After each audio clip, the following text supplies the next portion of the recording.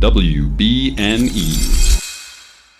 Hello and welcome to episode 77, all about Two Towers Extended Edition Disc 1, being the 77th part of That's What I'm Talking About.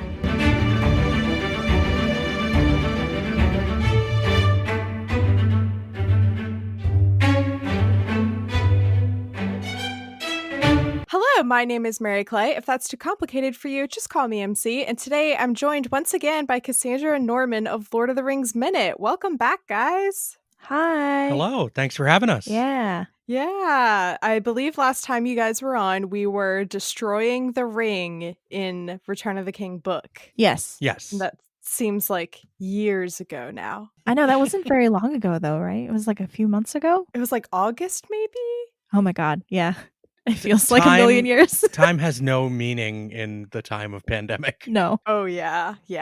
And then something major has happened with you guys since you were last on, is that you finished covering the movies minute by minute. So what's that been like? It's been nice because, we were a daily podcast, so not churning out 5 episodes a week is really nice. Though we have revisited the movies since then, because we're recording our own commentaries for our Patreon. It's fun kind of going back and being like, oh wow, I haven't thought about this Fellowship or Two Towers in a while, so I'm excited to talk about Two Towers with you. Oh yeah, absolutely, because this is my favorite of the movies. Right? Yeah, so listeners, today we are covering Two Towers Extended Edition. So everyone get off my back. I've got 2 out of 3 of the extended editions under my belt already, and still got Return of the King to go. But actually though, I prefer the method that I've been doing where I cover the theatrical versions and then only when I'm done covering them do I watch the extended, because I still have these moments of surprise of oh my god, this is a new scene, it's a new experience, rather than it all being over at once, of me being well, there's nothing new left to experience, I guess I'll just go curl up in a ball over here and cry. So shoot, I meant to look up and see how many. I think it's 42 additional minutes of content. Let's see. That sounds right. That sounds right in my heart. 45 minutes of new material, added special effects and music, plus 11 minutes of fan club credits. We are not covering the 11 minutes of fan club credits, but you can do that at home if you'd like. Right. Just 11 minutes of scrolling blocks of names. Yeah, just names. The first scene for Extended Edition is it's pretty much right off the bat. After Frodo wakes up from this nightmare, it's called Elven Rope, and this is an added scene where we see more of Sam and Frodo struggling by themselves and not doing very great. And I get why it was cut, because we have another 2.5 hours to go. We can't do more of this, Mm-hmm.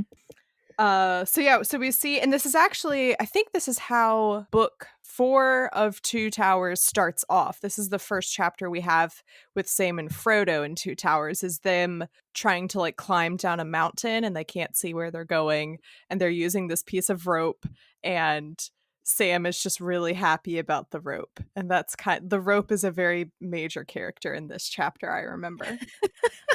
I love this little scene with Frodo and Sam, though. The thing with the spice box and Frodo very just indignantly roast chicken. Yeah. I do appreciate the shenanigans of them. Yeah, so as they're climbing down, something falls out of Sam's pack, and Sam is like, "Get it, Frodo!" As if it's a human child baby. And Frodo catches it and is like, "What's this?" And Sam's like, "It's some spices in case we have some roast chicken." Frodo in this scene is still Frodo, Yeah. He's not sad ring Frodo yet. And that's all that happens in this scene. They just fumble around. Oh, he's like, "Oh, too bad we can't get that rope back because it's tied all the way at the top of this rock. And my knots are really good." And he tugs on it a tiny bit and it all comes Loose. crashing down at his feet. Yeah. And they just look at each other. Real elvish rope? Yeah, the elvish rope. Mm-hmm. That Lady Galadriel. I say that line all the time, though. Right? Yeah, just real elvish, whatever it is. Real elvish rope. Yeah. Real elvish cape. Real elvish bread. I don't know. Bread. Yeah. I also actually I guess I should have said this before we started talking about the scenes, but like kind of my overarching thoughts of the extended edition. I appreciate it as an experience. However, I've completely, and I understand I'm in the minority here, and I can already hear all of the tweets and the hate mail coming in. That I don't think the extended editions are better than the theatrical editions. I think they just have more content for you to sit and you're like, these are my favorite movies. Of course I would love to watch another 45 minutes of it. Like, are you kidding me? I don't think that necessarily means that these are better than the theatrical editions. That's fair. We actually had a few guests on our show that were very much like theatrical, like ride or die. Yeah. I grew up with the extended, so like I hadn't even seen the theatrical until we started our doing them minute by minute. I think Two Towers gains the most from the extended content. But Mhm. I don't really like the Two Towers movie. Like of the three of them, it's my least favorite. Yeah, it's not my favorite either. Yeah. That's okay. Because I have a lot of beef with the way that they structured Two Towers, Mhm. because Faramir is my favorite, and they completely did him dirty. And Mhm. the only reason they did him dirty is because they wanted Helm's Deep to be the climax of Two Towers. And so if you stretch out that plot line, you have to stretch out all the other plot lines that happen to the other characters, and therefore you have to do something with Faramir's character to make it so that Frodo and Sam stay with him longer. And what they Right. did was decimate him. Well, so all right, I'm gonna defend movie Faramir here because I originally Oh, was a we're movie not there Faramir yet. We're hater, not there yet. but it's not just that. It's also that they felt like his character would be too close to Aragorn as the main protagonist too.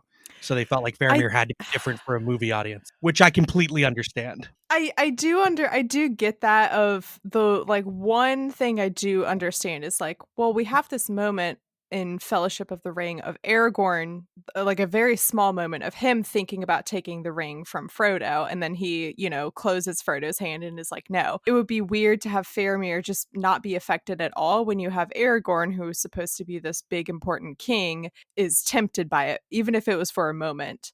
So you have to show that, like, if Aragorn is supposed to be like the best man alive, then you have to show these other people kind of struggling. So I get that. Mhm. We will for sure dive more into We will. Faramir and his character. I wrote more than a full page of notes for that scene, and all of these other scenes I should add are more like 3 to 5 bullet points, and that scene was a full page. So I had a lot of thoughts and I'm ready. feelings. Yeah, so this first scene, I get why it was cut. We don't need more of Sam and Frodo fumbling around. We get that a lot. And also it kind of starts the tone. The tone is very different for the movie when you have this scene of them like joking around and having like lots of humor. So I kind of like it that in theatrical edition, I think it goes from Frodo waking up to them walking around and being like, Frodo's like, that's because we've been here before. Mhm. The tone is more bleak. It's a lot more serious, their situation, right off the bat.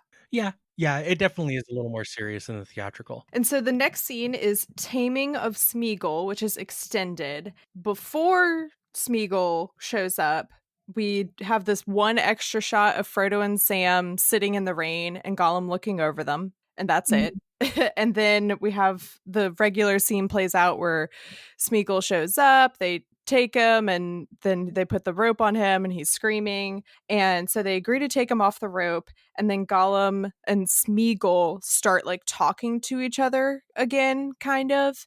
And then he like runs off, and Sam is like, well, there you go. That was a great plan. He's already left us. Mhm. And then Gollum pops up again and it's like, this way, hobbitses. And that's the scene. Which I don't necessarily understand what the point of that was. I guess to show that he's erratic? I don't know. I think it's mostly to tease at the split and some of the I think it's to tease a little bit ahead of time that scene that's going to happen when he pushes Gollum out of his head for a little while. I think it's to tease that split a little more directly earlier in the I think that's the major purpose of it. The cut in the extended version of the movie from Frodo and Sam and then Sam talking about the rain clouds to them sitting in the rain makes me laugh every time I watch Two Towers. It is kind of humorous. They're just sitting there huddled like, "Oh my god, what have we gotten into?" Is Gollum screaming like a feral cat extended only where he's just like before? No, that is in theatrical. Okay. Don't you worry. Good, because I love Gollum acting like a feral cat. Yeah, don't you worry. That is in theatrical because I remember every time I have to. I am contemplating getting the 4K DVDs, which I wasn't going to get. I wasn't going to get at all. I wasn't concerned with 4K at all because I was like, I don't need a second or third set of these movies that I didn't even know of until 2 months ago and pay $90 for it. But I've heard that the sound mixing is so much better, and I would pay $90 just so I don't have to grab my volume remote for my fancy speakers that my dad bought me that I didn't necessarily ask for. And I'm just like, I don't need something that has a separate remote for it, please. But whatever. Right? That's funny. And you have to fumble with the remote and turn the volume down every time Gollum screams and then turn it back up every time Frodo's talking. I don't know if you guys also have that experience, but that's what it's like whenever I watch these movies. I feel like it's really like the volume, at least on our DVDs, is like super quiet. Like we always have to crank it up. Yeah. And then when we like watch Netflix or something, the volume's on so loud and I was like, oh god. Yeah. Like the sound on the DVD, we have to turn the TV up to like 15 or 16. Yeah. And then when we're watching like Netflix, it's down to like 6. Because we're old people. Mine's like the opposite. I have I think when I put the DVDs in, I usually have them on my stereo. They're at like a 4 or 5, and then Netflix is like an 11 or 2. There's no consistency with volume with streaming apps, is what I've learned in the past couple months from being home and watching multiple streaming apps. Yeah, and even there's no consistency between just like different videos on the same streaming app. Even like Netflix movies, they don't like place them with all the same defaults. They're all over the place. The worst is Avatar: The Last Airbender and Legend of Korra on Netflix. I love them both. However, the Nickelodeon intro that they have at the start of each episode is like 20 times louder than anything you've ever played on your TV. And it's jarring. And then as soon as the like 4 seconds is over, then you have to turn it all the way back up to get the anyway.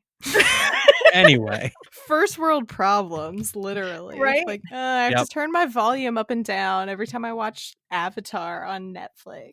It's so annoying. No, I've heard the 4K Lord of the Rings is like really pretty, but like we don't own a 4K TV, so there's no point in investing in that. True. I'm happy with my first release extended DVDs.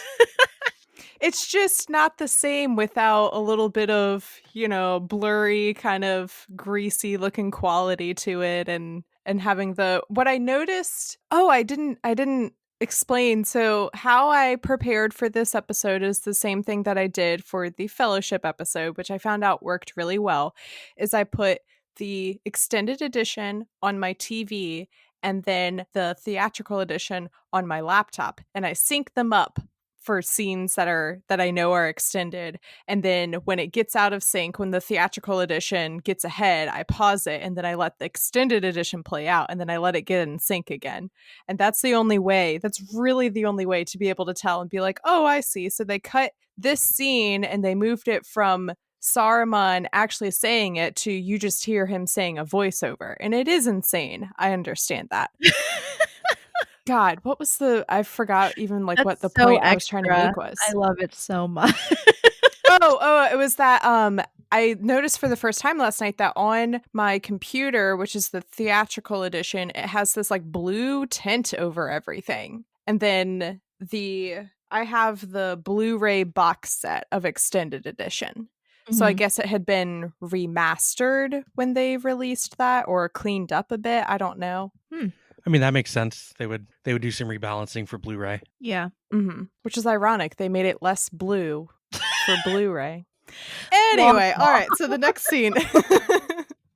So our next extended scene is with the Uruk-hai and Merry and Pippin. And God bless Pippin. Oh my God. So Merry's not doing so hot. He's still passed out, and Pippin's very concerned about him. And then the orcs stop and have a conversation with each other. And this is basically just like, this is exposition for people who walked into the theater with their friends because they were bored and they have no idea what happened in Fellowship. And it's the orcs being like, "Where were you? You're late. Oh, we're coming from Isengard. Saruman sent us. Well, we have the halflings, so we're more important." And just a lot of like explaining what's going on and what they're Mhm. doing. Pippin is super concerned for Merry and is like, "You need to help my friend. He's sick." And they pour the like orc draft down his throat, and then he wakes up, and Merry goes, "Oh my God, my heart." He goes, "It was all an act. Don't worry. I even fooled you, Pip." Aw. And it's just such a sweet moment of Pippin is trying to look out for Merry, and Merry, even while he's hurt, is still looking out for Pippin and is making sure that Pippin isn't scared. And it's going to be a common thread for throughout this episode. But I love it. I love all of the Merry and Pippin stuff. Nice. Also, Anachronistic Orcs, Part 1. Yeah. Oh, how do they know what a menu is? I don't know. How do they know what medicine is? They're like 2 months old. What? That's true. I've brought up the point. How do they know what a boy is? How do they have a concept of Of gender? gender. You know? They're born from pits of mud. And do they have a concept of what a boy as opposed to a man is? You know? Questions, people, questions. Right? We've been calling them murder toddlers Why for didn't 4 we- years, so Why didn't we ever talk about that, Norman? I don't know.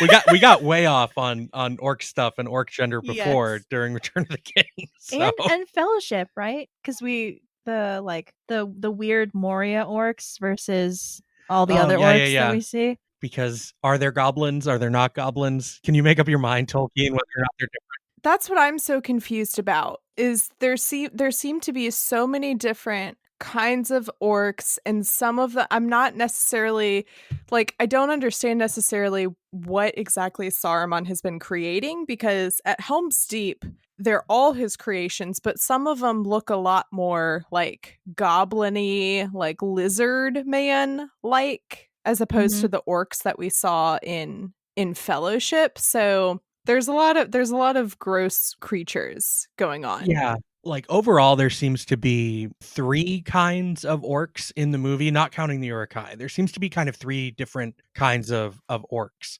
There's like the orcs from Moria, which are like very small and gray and spindly. And then there's like these slightly larger orcs that you see sprinkled into the Mordor orcs that are still like relatively dark skinned. And then there's the orcs like the guy that we call Parrot Chompy. I think his name is Grishnak. He's the guy in charge of the orcs that the Uruk-hai run into here in this scene. The one He's that chases Merry and Pippin. He's the one that chases Merry and Pippin into. I think his name is Grishnak. The one that like he has like a more nasally voice as opposed to the deeper voice of the other orcs. Yeah. And then like also sprinkled into the orcs, there's like the yellowish green skinned, like almost noseless ones, like the guy with the skull on his head in Return of the King. Yeah. So there's a few different designs. What about our pal? Gothmog. Gothmog. Oh, he's just supposed to Why be are they all G names? I don't know. Gothmog is my boy. Yeah. Favorite orc, MVP. Look, it's Tolkien. He has a formula. He's like, every person from Rohan has an AO in their name. All of the orcs have a hard G in their name, and he's got to follow those formulas, you know? Because how else would he confuse you otherwise? Well, everyone from Rohan has an AO in their name because AO means horse in not Rohirric. Hama, or not Hama or Gamling. Does AO really mean horse? It means horse in Rohirric, I believe, is the thing. Yeah. Tolkien. So it's just in everything. Yeah. Oh my god. He's like, I want to make sure everyone knows these people love their horses. They are horse people, but not horse people. Oh no, they're all horse girls. They are all horse girls. Aragorn in particular, which we will get to at a later scene. Yeah, so this scene is just shows more of Merry and Pippin. They really cut up so much of Merry and Pippin's plotline in Two Towers, especially with the Ents, and that's what pains me also about Two Towers, is because that was my favorite part of no, I don't know necessarily if that was my favorite part, but the Ents. Oh my god, I loved the Ents, and they cut up so much of it for Two Towers, and they also changed a lot of Treebeard's characterization too. And so I did enjoy watching the extended edition just to get these extra Merry and Pippin and Ent moments. Mm-hmm. So our next scene is called The Burning of the Westfold, and this is extended, and this is when Saruman, we cut to Isengard and show Saruman and what he's up to. The only thing that's added into this that's different from theatrical is it's just him talking to an orc being like, I want all of these guys armed up, and then the main leader orc, I don't know what the hierarchy is of this Isengard orc administration going on here, but he's like, we don't have enough wood, we don't have enough fuel to make all of this armor. And Saruman says, use Fangorn Forest. So we basically just get a lot more context for Saruman being a dick to trees. The way that orc says yes at the prospect of burning Fangorn Forest is the best. Yeah. Yes.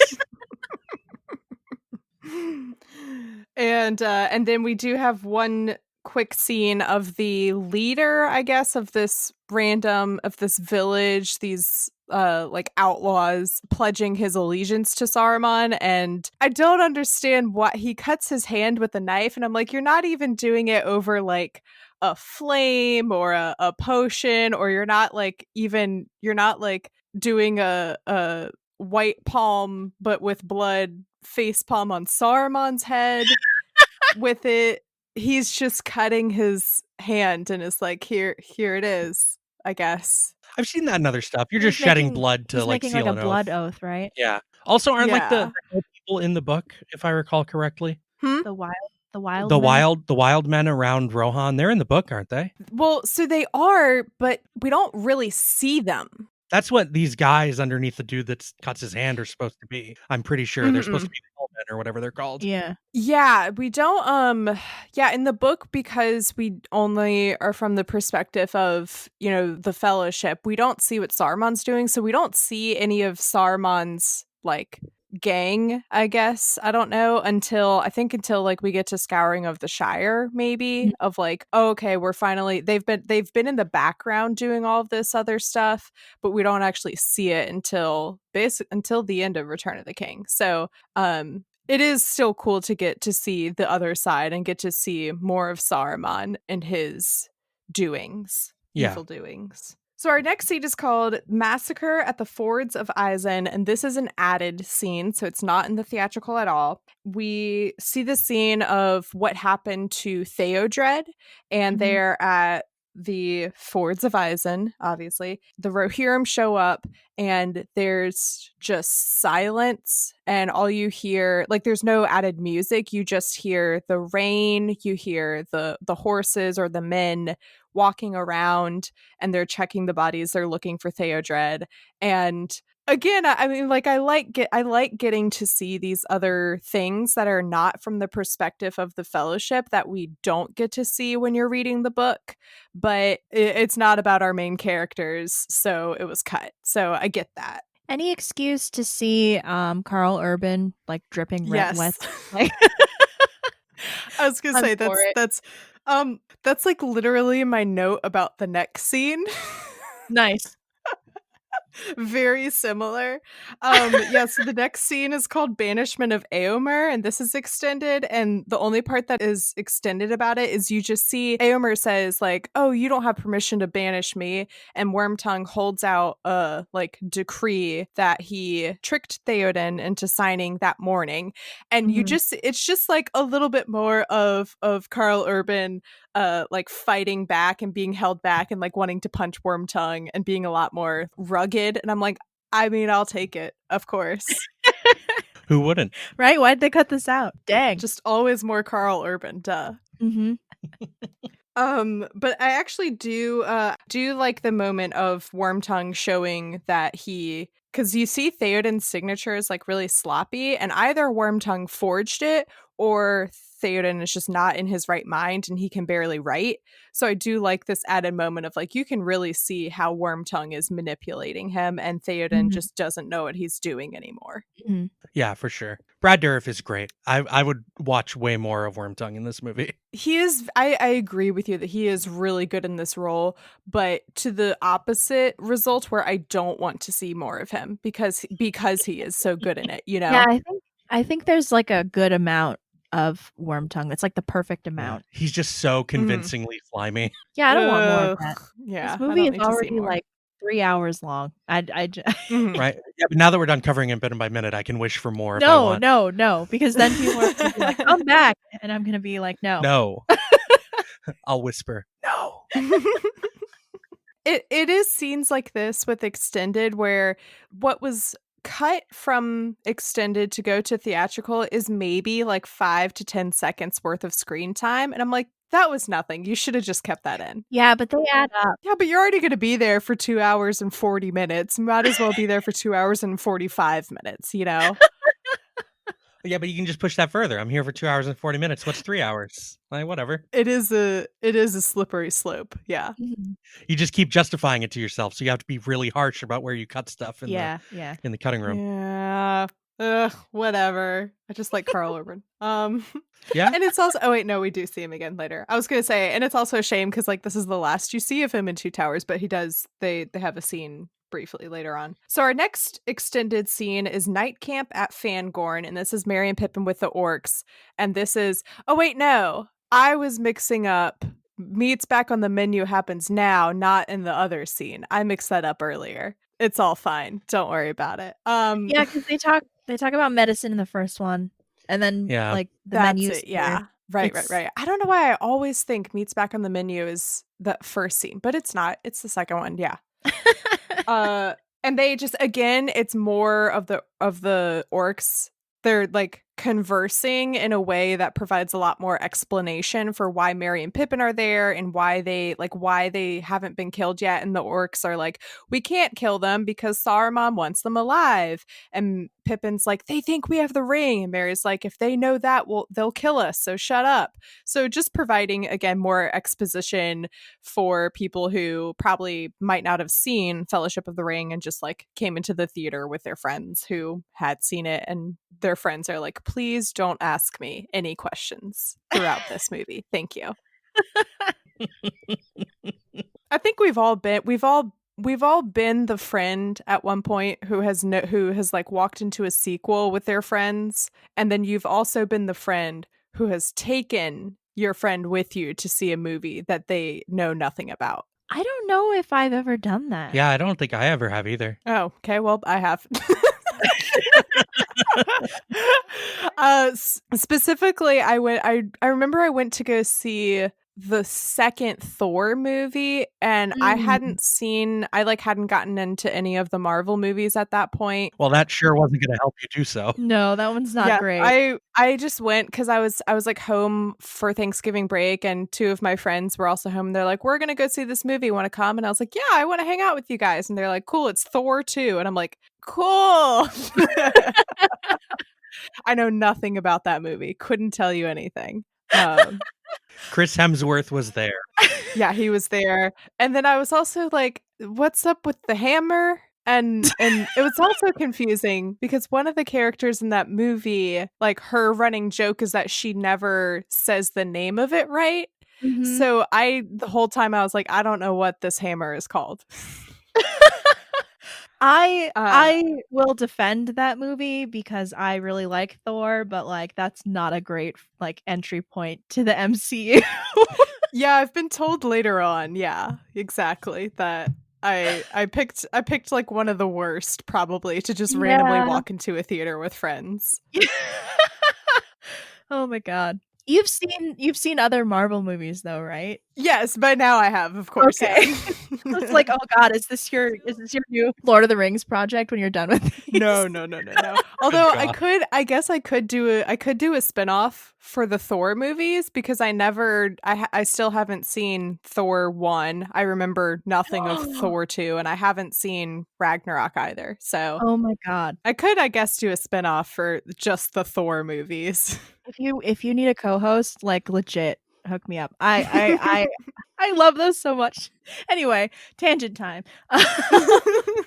There is no Thor in Lord of the Rings, unfortunately, for us all. Well, Carl Urban was in the third one. That's true. There we go. Connections, people, connections. And so is Kate Blanchett. Yes, that's also true. I'm sure there are actually there's bound to be a lot more crossover, so it works. Don't worry about it. So yeah, that's all that happens in the extended for Night Camp at Fangorn. There's just more of the orcs talking right before it goes, because the scene that was cut for theatrical, it's them being like, "Why can't we eat them?" And then they have like a little bit of a fight, and then it just cuts right to one of the orcs getting his head chopped off, and then meat's back on the menu, boys. Mhm. But with extended edition, there's a bit more of a dialogue, and then you get meat's back on the menu, boys. It's just Peter Jackson being his truest self in that moment. Yeah. Mm-hmm. So our next extended scene is Passage of the Marshes, and we have this added scene where Frodo and Sam and Gollum have stopped to eat and rest. There's a couple things that I noticed with Fellowship Extended and like the things that they cut, and in extended edition Fellowship they like really hammer it in that like, hey, Boromir is going to betray everyone, to the point where you must think we collectively as an audience have one brain cell. Like, we get it. He's bad news. For extended edition Two Towers, there's like two things that are recurring themes that I notice, and one is that they really make sure you know that Sam does not like Gollum. Mm-hmm. We have a scene of Gollum groaning about starving and being famished. He's so dramatic, by the way. He like flops over and like falls dramatically to the ground and is like, starving. And I'm like, shut We must stop. Yes, Cassandra's most quoted line from these movies. What? That's a lie. No, it isn't. Yeah, I know. love I how everyone kind of has those random lines that you just say for no reason at all, you know? I feel like my most quoted one is actually 21 na. Oh, maybe. But we must starve's very close. Yeah. I say man flesh all the time, but not in an orc voice. I say it. Have you guys seen the orcs with normal voices videos? Yes. I just say it as man flesh. Man flesh. Man flesh. Right? In normal American affectations instead of their weird Cockney British accents for some reason. God. It's so funny. And that guy he's so smart for doing. I'm also just really happy that like I got to be in on the joke as it was happening, because these are recent videos from like within, the first one came out last year and then it like recently went viral in the last couple weeks. And so he did more because of that. So I'm like, oh my God, it would be like if I was actually there on the internet when they're taking the hobbits to Isengard was, put on YouTube. Or I guess that would have been before It YouTube. was everywhere. Yeah, because I think that originated on You the Man Now, dog. Oh God, in the before days of the internet. Yeah, I think Taking the Hobbits to Isengard is from YTMND. Jesus, why do you know this? Because I was a meme lord in meme culture's infancy. I love remembering days of the old internet, like Albino Black Sheep, and when Newgrounds was worth something to go to. My friend and I would watch, like, for hours, we would watch videos on a website called stupidvideos.com. And like, we just, like, that's what, listeners, this is what we did in the, like, early internet ages. Like, we were so starved for, like we just took anything, Mm-hmm. Yeah, I remember going to all those websites on like some free proxy server website to use it on the school internet after school. Like the library computer. Yeah, but then like using a proxy to get around the school like The firewall. sensor, the Yeah. firewall, which was called Bessie at my school. Oh my It was God. like a golden retriever would pop up on the screen. That's so funny. It's like Bessie says you can't go here. Oh. Oh, I wish I had had that at my school for my laptops. That would have been No. more fun. That would have made accessing free Tetris on my computer during 9th grade history more fun if a dog just popped up and was like, "What are you doing here?" You should be paying attention. Anyway, okay, so yeah, Passage of the Marshes. Sam is just disgusted with Gollum the whole time, whereas Frodo is showing him pity and offers him some of the lambus bread. Gollum chokes on it because it's an elvish product, made with like pure light magic, I guess. Oh, and then I don't remember exactly what they say to each other, but there is another moment of Frodo and Gollum like talking, just setting up that there's this connection forming between them because of the ring, and that it's probably going to go in unhealthy directions. Mm-hmm. What? No. So our next extended scene is called The White Rider, and it starts off with what are their names? Aragorn, Legolas, and Gimli, and they're in Fangorn. There's so many characters. Oh my god. It was easier in the books because at least in one chapter, during one episode, there would maybe be 3 characters, but now it's like all of them are here all of the time. Mm-hmm. So it starts off with them in Fangorn, and Legolas is saying, like, the trees are talking to each other. And Gimli is like, trees, they can't talk. What do they know? And we do get this, like, little, like, kind of a hint at the plot line between Legolas and Gimli in Two Towers. I think it starts in Two Towers and Return of the King, where Legolas is like, Fangorn is beautiful and I love trees and forests. And Gimli's like, no, the glittering caves are the most beautiful sight in all of Middle Earth. And so they have this bet that, like, if we survive this, we'll both go on field trips to each other's favorite locations in Middle Earth together. Mm-hmm. And so this is like kind of a little hint at that because they don't do that in the movie, which makes me sad. But Yes. I appreciate it nonetheless. And also, I will always accept more elf content, and I will always accept more int content. And so here we have a scene of Legolas talking about the trees and the forest, and I'm like, this is great. This is the perfect Venn diagram of my interests in this series. Well, he is a Just wood Legolas elf. talking about trees. Yeah. Yeah. I love it. Then it's like literally one line when Gandalf shows up as Gandalf the White, and they're like, "Oh, we mistook you for Saruman," and he says, "Yes, I am Saruman. Saruman as he should have been." This kind of like provides sort of an explanation of like why is he back? What happened to him? Why is he suddenly Gandalf the White now? So it sort of explains things, but still not really, because he's still, as Aragorn points out in a second, he's still speaking in riddles. Mm-hmm. Yeah, because the whole like Saruman as he should have been thing is like an explanation in passing, but doesn't tell you anything unless you know more about like the lore of the wizards. It's just like this passing reference to there being more there. Mm-hmm. Yeah, all it says to me is that like Saruman messed up, and so I guess it's my turn now. I mean, yeah, that's like the long and short of it. And then towards the end of this scene, Gandalf says, "Oh, we have to go to Edoras now." And the other 3 are like, "But what about Merry and Pippin? We can't leave them to their doom." And Gandalf is like, "Don't worry, they're well taken care of. Merry and Pippin are going to go on a wild ride, believe me," and says they will be the falling of small stones that starts an avalanche. And I'm like, that's a book quote. I love me some book quotes in the movie. And I appreciate that we have a moment of them showing concern about Merry and Pippin and being like, what about them? Like, that's why we came here in the first place. So we show that like they don't just like run away and leave them, and they're like, oh my god, Gandalf is back, forget those other guys. Mm-hmm.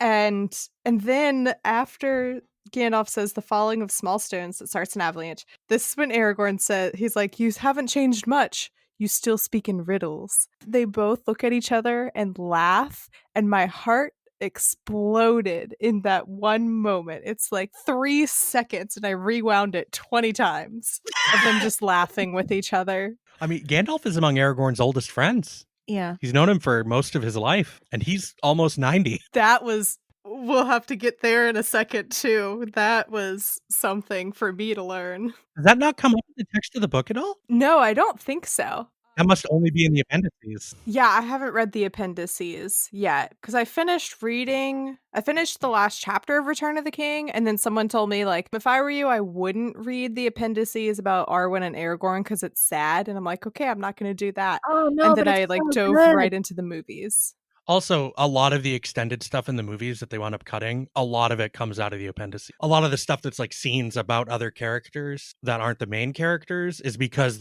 a lot of those scenes are referenced in the appendices stuff. Oh yeah. The only thing I know about the appendices is that they have like a timeline of what happens to everyone after, where you find out that like Pippin's son is named Faramir and he marries Sam's son, or Sam. That would be fun.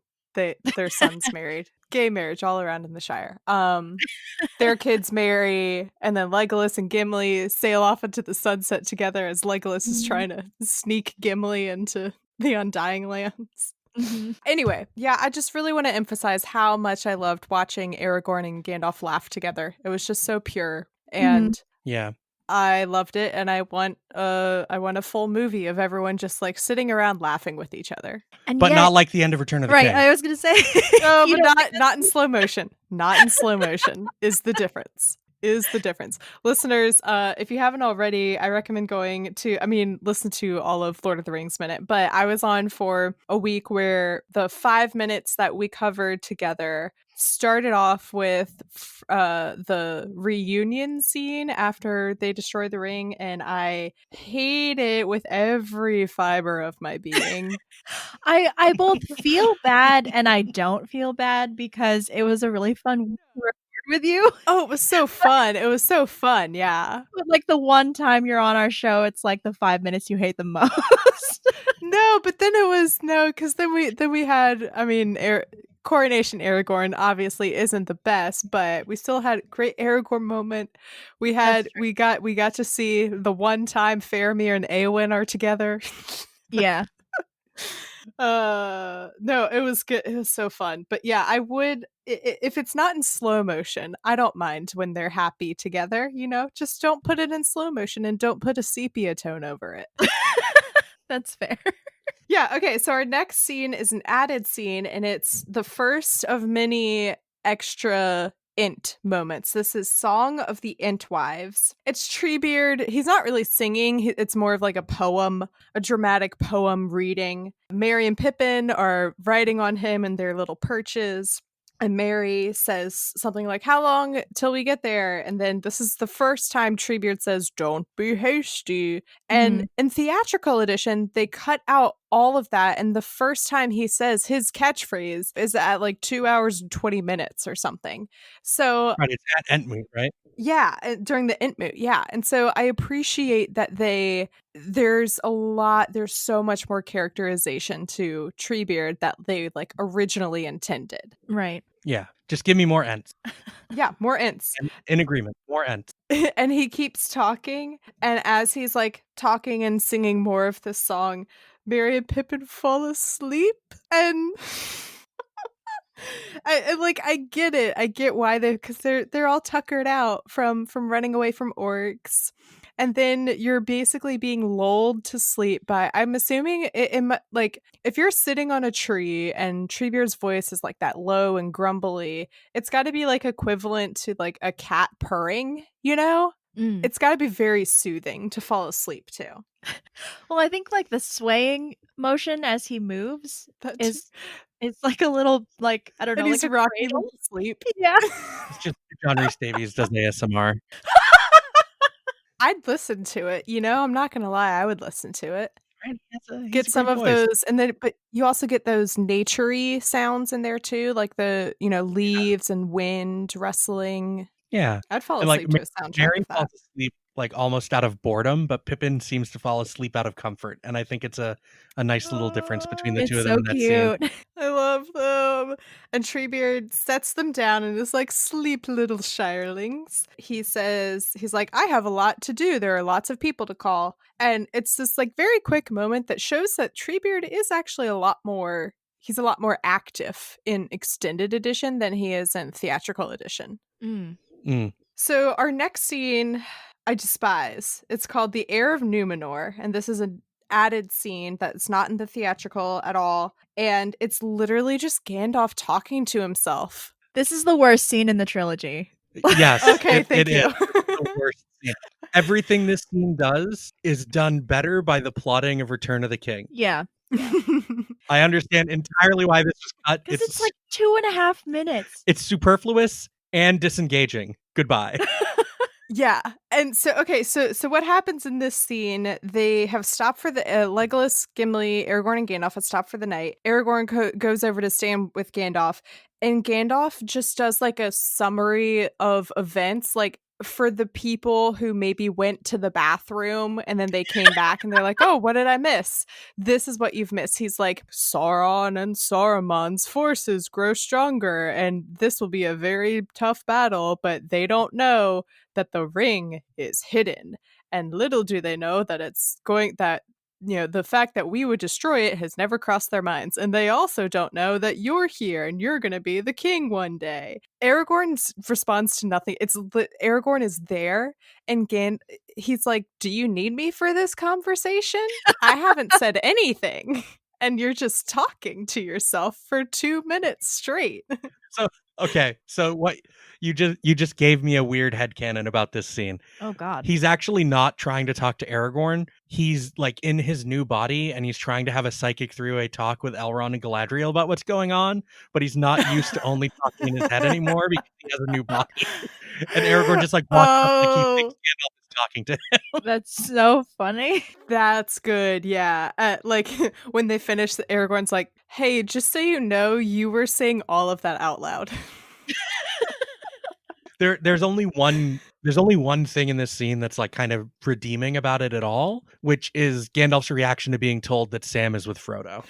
I wrote that down. Yeah. Oh, because Aragorn tells him that Sam went with Frodo. He looks so happy and proud of them, and it's like, oh, I'm so glad that Frodo has a buddy to go with. Yeah. Yeah, because Gandalf's the one that basically strong-armed Sam into going anyway. Yeah.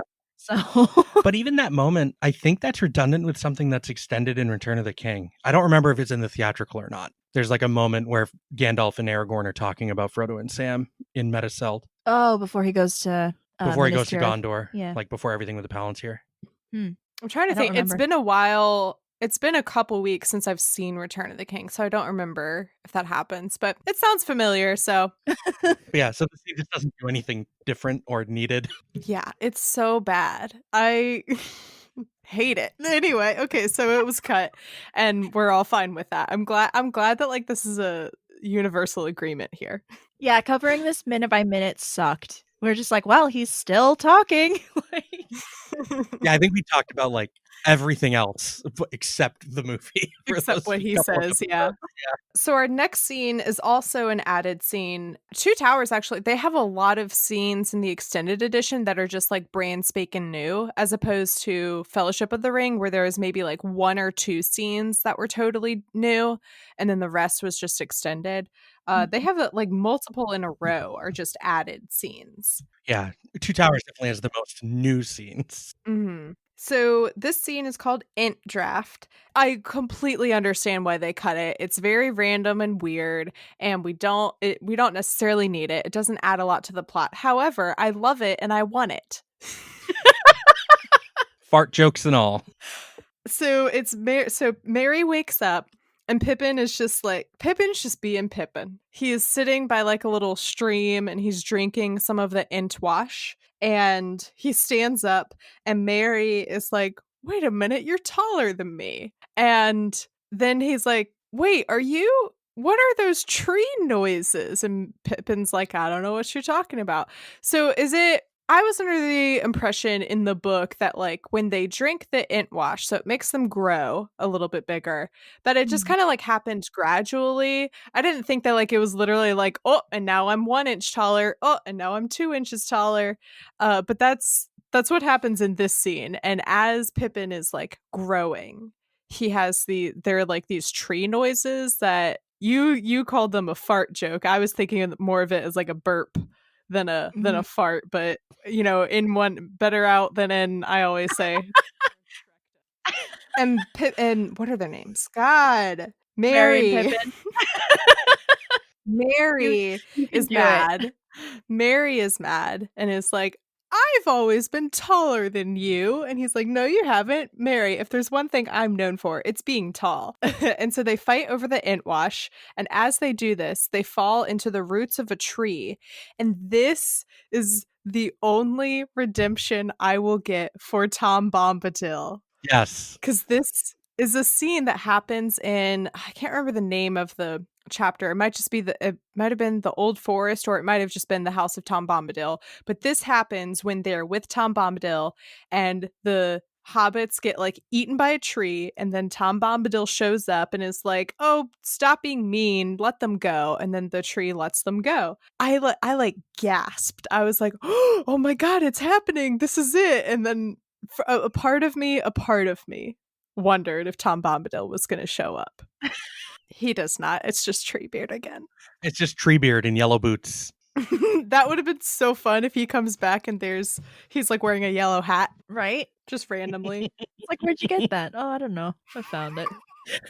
I didn't know they made hats for trees.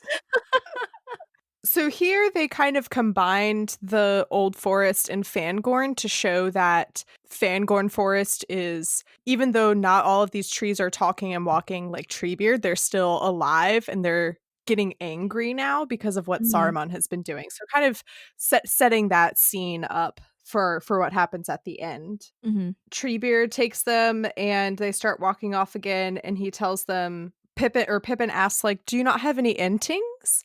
And Treebeard says, no, we lost the Entwives. And Pippin's like, oh, I'm so sorry. How did they die? He's like, no, we literally lost them.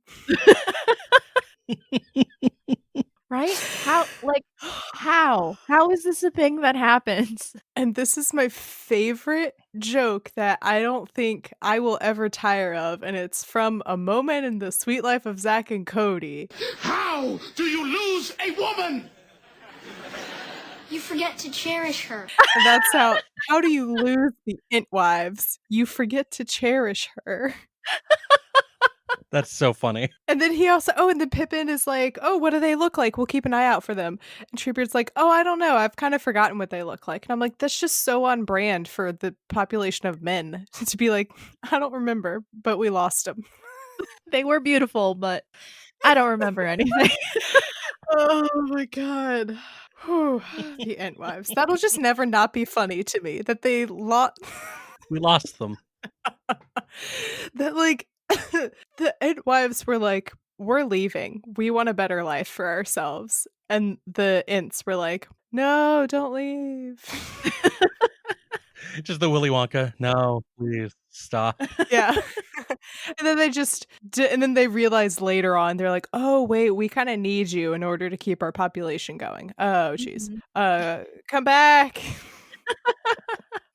Whew. Okay, yeah, so they lost the Entwives. Oh, so sad. But yeah, that scene was cut. Again, I get why it was cut. It's very... this is a word that I know how to spell it, and I know what it means, but I can never say it right the first time. It's very superfluous. There you go. It's also just there for book readers, the Entwives thing. Yeah, it's there for me. It's for me. But again, I'll always accept more of the Ents.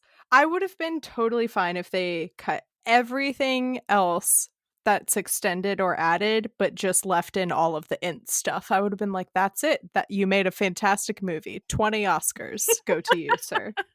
So our next extended scene is the King of the Golden Hall, and it's actually right at the very end after Theoden's awakening. And it's a very brief moment where Aragorn goes to help Wormtongue up, and Wormtongue spits on his hand. Like I mentioned before, how I've noticed that there are these like common themes that pop up in extended edition. The other one I noticed is they really hammer it in that like Aragorn's going to be king someday. He's very worthy of being king. This is a moment of like him showing pity and being humble and like trying to help up this man who doesn't necessarily deserve it. And in this scene also, that will come back in a bit, this is where Wormtongue notices Aragorn's ring that I knew nothing about, that we'll talk about after the next couple scenes.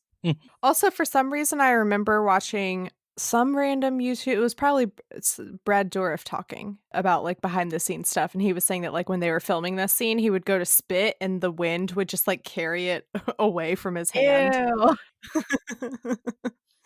Thinking Anyway, about more that, fun thinking facts. about that now in like the time of COVID, like freaks Oh me out. yeah. Right? Just like you need to spit on him for this scene. Right? No, don't do that. Don't do that. There's this one orc at the Battle of Helm's Deep that like sprays like a mist of like breath and spit everywhere. I'm like, you look like the diagrams and the pictures that doctors are making for like why masks work. Yeah. This is like you not wearing a mask. It's nasty. Yeah, so that's all that happens in that scene. So our next scene is added. It is the funeral of Theodred. Again, I get why it was cut. We don't really need it. I honestly like it a lot better without the funeral. We see everyone mourning Theodred, and Theodred is like officially put to rest. Éowyn sings a little sea shanty. Not really. It's something in Old English that I don't know. We looked it up when we were doing our movies by minute coverage, but I don't remember now. Don't find it. I love this insert scene, but any excuse for more Theoden and Éowyn is worth it to me. Do you remember if it was a like? Did they take the song from the book? Like, was it a song that Tolkien wrote, or were they just like Old English words? Looks like it. The wiki page that just popped up when I googled it says it was written in English by Philippa Boyens, one of the writers of the movie. Oh, okay. And then translated By David Salo? Yes. Okay. Now, who was like I think their Tolkien language scholar that was on the movie was David Salo. Yeah. Mm-hmm. That could have been like a nice moment for them to, because none of the songs are, which I'm not complaining about none of the songs being in the movies, believe me, but that would have been like cool for them to draw in a song from the book in this moment. But they're like, Tolkien wrote a whole book's worth of songs basically, but we're gonna write our own. Where was I? Oh yeah. So I do like the theatrical version without this scene better, because it cuts straight from Theoden going, "Where is Theodred? Where is my son?" to him standing at his like already closed grave, and you get the impression that like, oh, he's already been buried and laid to rest, and Theoden missed it entirely, and it's like there's no going back, and it's too late for him. It's a lot more dramatic and like really emphasizes the damage that was done by him being under Saruman's influence during that time. I hadn't thought of it that way, but yeah, that's a good point. I think like Norman and I are like big fans of this scene. Like you were saying, any excuse to see more Miranda Otto as and Éowyn. Bernard Hill. And Bernard Hill, yeah. Theoden is my favorite human character across these movies. Yeah. Oh, that's interesting, because I really hate Theoden in the movie. He's great in this part of the movie, and like right after where he starts being awful for me is when Aragorn and Gandalf are like, "Hey bud, we think you should do this," and he's like, "No, I'm gonna be a terrible leader," despite the fact that until 3 hours ago I was possessed by Saruman. I could hear you just like holding back everything you want to say with every fiber of your being. Oh, I don't want to make this like 3 hours. Because I could talk about Theoden for a while, but like the big thing for me is that the portrayal of Theoden in the movie is this thing where they're really trying to emphasize how much he feels this loss and how much he has to protect first. Like he can't reckon with having done so little while under the sway of Saruman, and then sending his what he has left of armed forces out to die on the battlefield. He feels that he has more of a responsibility to the people of Rohan first and any open battle second. Mm-hmm. Also, he doesn't want I a do get wizard that. whispering in his ear to replace Saruman. There's that little tiny thing when Gandalf puts his hand on the arm of Theoden's chair is what sets Theoden off. Yeah, because that's the same thing. Yeah, that I Wormtongue- noticed that. Yeah. So it's like a really little thing they did in the blocking and the filmmaking that sets Theoden off and puts him on edge about being given advice by this wizard. Mm-hmm. He really was like, I've spent way too long listening to Wormtongue, so I'm just not going to listen to anyone ever again. Which I get. Like he's trying to make up for what he did. He's trying to be active, and he's trying to be like, I'm making the decisions now. I'm the captain now. But a lot of his decisions are not good decisions. At least in Two Towers. He's also still beset with grief, so of course he's not making good decisions. Yeah, I'll give him that. Yeah. I forget all the time. Like watching Two Towers, it's like, oh, this is over the span of like a couple days. And it's like in Helm's Deep, I'll be like, wow, I can't believe that like literally 2 days ago you were just possessed by Saruman. That's crazy. Time flies when you're having fun in Helm's Deep. We constantly complained about the timeline in these movies. I don't know that it's less than Some a of week. it was complaining. It's and less than a week. Yeah, there's just how in the hell does all this happen? Like trying to follow along to tracking it to what Faramir says about Boromir washing up 6 days ago, and then being like, well, you would try to put scenes in a movie as concurrently as you can when you're going between them. So how long has it been since the battle I'm trying to at think. Amon Hen? Yeah. No, it's but I believe well because if the horn washed up 6 days ago, rivers move pretty fast. So how long has it been since the Battle of Amon Hen? I think it was like 3 days, because I think the Golden Trio are chasing Merry and Pippin and the orcs for like 2 or 3 days at least. I say 3 days. Gimli says 3 days and no sign of our quarry, but what Bear Rock can tell. Yeah. And then by the time we get to Faramir, another 3 days has passed. So yeah, and then Gandalf says the light, whatever, dawn of the 5th day. Does he mean like 5 days from now, or does he mean like today is November 4th? And I think he means 5 days from when he left, because it takes them multiple days to get to Helm's Deep. Yeah. Yeah. So it definitely takes a while. Yeah, it is the span of a week, I guess. Yeah. Anyway, so our next scene is what I hinted at. This is something that I was told about before I watched Extended Edition, and it lived up to the expectations. It's called Brago, and this is an added scene. They bring in a horse, and they're like, "That's a wild horse. No one can do anything with him. It's useless. Don't bother." And Aragorn walks over and is like, "I bet I can tame him," and goes over and speaks Elvish and like pets him. And Eowyn's like, "Oh, that's hot."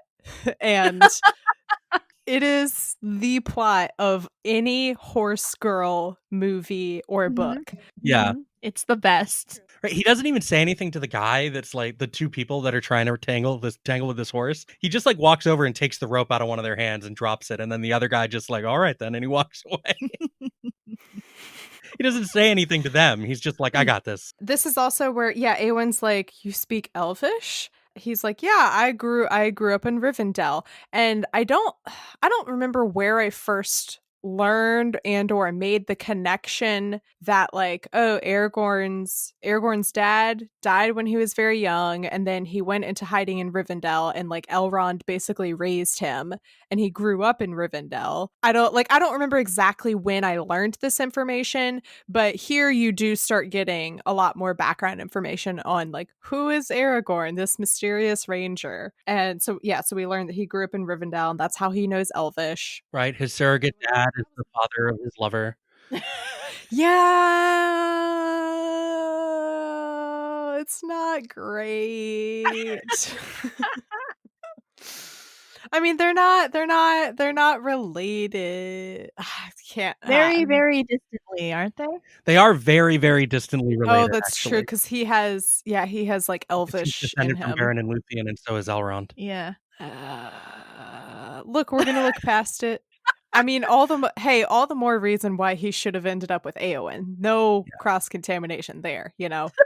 Like I think Beren and Luthien are Elrond's grandparents. on his mother's side. That sounds correct. And for Aragorn, Beren and Luthien are like 60 generations back or something. Yeah, at least. I was gonna say, yeah, when you say that, like, oh, they're Elrond's grandparents, that seems so much worse than just like they're Aragorn's like great 5 billion times great grandparents. Yeah, because Elrond is Elrond Half-Elf. That's his full name, is Elrond Half-Elf. Yeah. I just ignore the fact that Arwen is Elrond's daughter, but then also Aragorn is low-key his son. So it's fine. We're moving past it. Right, especially after Aragorn's mother died. Like Elrond is his remaining surrogate parent. Yeah. Singular. Oh my god. However, okay, so with this scene though, Aragorn's like, let the horse go. He's seen too much war. And I thought that Aragorn was going to take the horse and be like, we're bonded now, we're buddies. So because it's a lot more random still when he shows up to save Aragorn after he's had a little dip in the river. Mhm. And I still stand by this statement that the horse that rescued Aragorn should have been Bill the pony. I mean, that actually kind of would have been a little bit of a payoff of Aragorn being like, he knows the way home. It would have been so good. It would have been funny. I have a different thought about that scene of the horse rescuing Aragorn. But then, like, that poor pony, like, Aragorn needs to ride the pony to Helm's Deep. Yeah, the image of Aragorn, who someone told me that Aragorn canonically is like 6'11". What? Nuh-uh. That's insane. I think so. Let me Google search this. Let's see. Right, what's Aragorn's canon height? Because the people descended from the men in Numenor are like bigger and stronger, like men from the first age. Tolkien wrote that he was 6 feet 6 inches tall, so he's 6'6". Nice. I went to not school short. with someone who was 6'9". That's so tall. And So his- tall. So just imagine that on Bill the Pony. And he was a freshman, so he probably got a little taller. Aragorn's Yeah. feet would be dragging on the ground. Yeah. I mean, I still think it should have been Bill the Pony, but whatever. I guess I'll take Brago. Yeah, so Brago. So our next scene is the Ring of Barahir, and this is an added scene. And this is Wormtongue. He's come back to Saruman, and he explains that Gandalf is back, and he was with a dwarf, an elf, and a man. And Saruman's like, a man? Do you think he was from Gondor? And Wormtongue is like, nah, he was just a ranger. Although he was wearing this ring, which is this... So I guess this might be a moment that you guys were talking about that was taken from the appendices, because I don't remember reading about like Aragorn has this ring that says like, "Hi, I'm the heir of Isildur." Yeah, the Ring of Bear here is like an heirloom of the house of Isildur. It's like an Okay. heirloom that was passed down through his family. So it's something that people that know the history of Gondor and like know about family heirlooms of like royal houses in Gondor might recognize. I understand why this scene was cut, but because its only purpose is to connect Aragorn's existence to Saruman in a way that Saruman would be more invested in destroying Rohan. Yeah, we don't need to know about like Aragorn being the king right now. Yeah, it's not important to this movie really. Mm-hmm. That comes later in a little movie called Return of the King. Wow, imagine that. Also, like the thing that he's just like, Ranger of the North I took him for, but he's wearing Gondorian bracers. Oh, yeah. He doesn't talk about that. That is true. Yeah, he took them from Boromir. Yeah. Yeah, Boromir dropped some loot when he died. How dare you? Oh my god. So, okay, yeah, the Ring of Barahir. Yeah, we don't need this scene. Cut it. Who cares? Actually, I literally wrote that. I wrote, don't need it. Next. And again, another scene that we don't need, I think, is called A Daughter of Kings. This is extended. And it's not actually about the Daughter of Kings. It's about Theoden. And it's just Theoden telling Gambling or Hama, one of them, that his horse, that like, get my horse ready. We're going to go. It seems to me, I don't know if it came off this way to you guys too, but it seems to me, so he says, don't worry, this is not a loss. We will return again one day, and this, like, we will come back here. This isn't a loss for us. It seemed to me more like he was saying that to himself than to Gambling. Oh yeah, definitely. Because he's trying to justify his decision. Because I think like even now he's like doubting himself. So he's trying to Mhm. justify it to himself while also trying to be like a supportive ruler, I guess. Like, I Yeah. totally know what I'm doing. I promise. Yeah, so this is an extended scene. So that's the stuff that's around the little sword fight with Aragorn and Eowyn, or no? Yeah, so the extended scene is called A Daughter of Kings because it's right before we cut to Eowyn swinging around the sword, but it's not actually about it. That's happened a couple times. Let me see. That's actually for the next scene too. So the next extended scene is called Of Herbs and Stewed Rabbit, but it doesn't happen until the very end.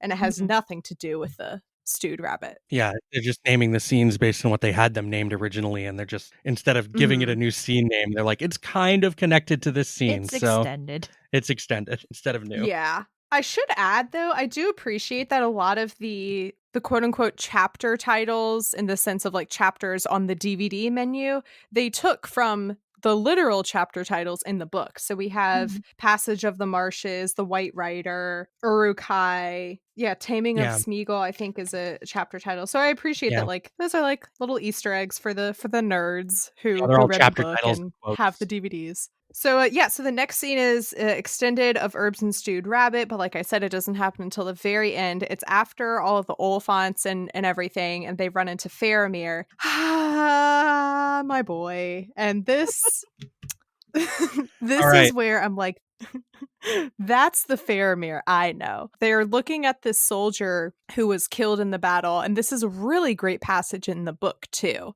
And Faramir says it, and he's like, because Frodo and Sam were like, we're not the enemy. And Faramir looks at this dead soldier enemy that they had killed, and he says like, yeah, he also thought he wasn't the enemy. And he like waxes poetic about war, and was he like tricked into coming? Was he in like the ethics of war and fighting and battles? And was he manipulated? Was he lied to? He probably thought that what he was doing was right, just like you think what you're doing is right. And I'm like, that's the Faramir I know. Right. Yeah, that I love the like soliloquy here about the consequences or the circumstances of war. It's like, do you think he also longed for peace? Like, it's so good. But Book Faramir like does that, and then nothing about his character after that is about the circumstances of war, which is what they did in the movie, even though they cut this from the theatrical version. Yeah, I guess that's true. But I don't know. They just didn't have to.